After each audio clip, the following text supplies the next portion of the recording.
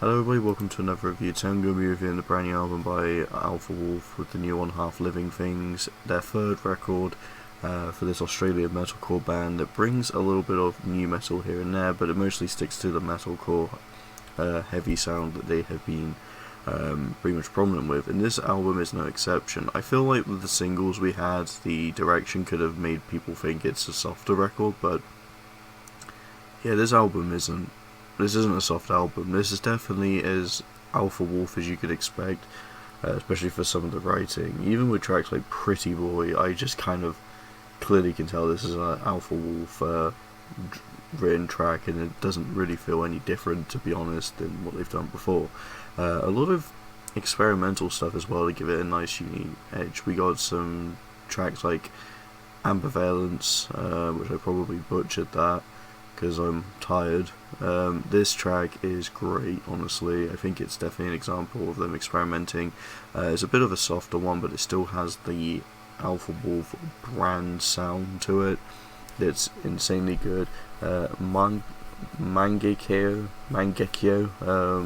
again, it's in Japanese, I can't really pronounce that one very well, and this track's great as well. I think this one honestly just drives in a lot of phenomenal moments. I think the flow of it is insane, and it just makes for a pretty good listen.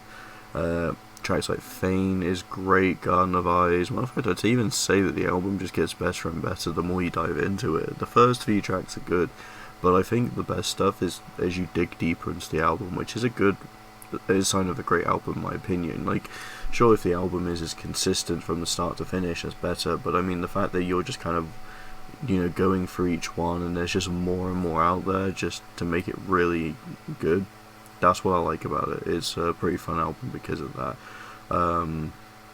The Ice-T feature on Sucks to Suck was one that I don't think is quite as good. To me, it just kind of feels like it was phoned in, and it just kind of gives me a little bit more of a new metal vibe, having a rapper kind of blend in with this modern metal sound. It's a good song, but I just think Ice-T's feature is kind of a bit wasted here. It doesn't really offer too much, but I mean the song itself, I think it could have worked a bit better without, but I don't think it made much of a difference. It's still a good song.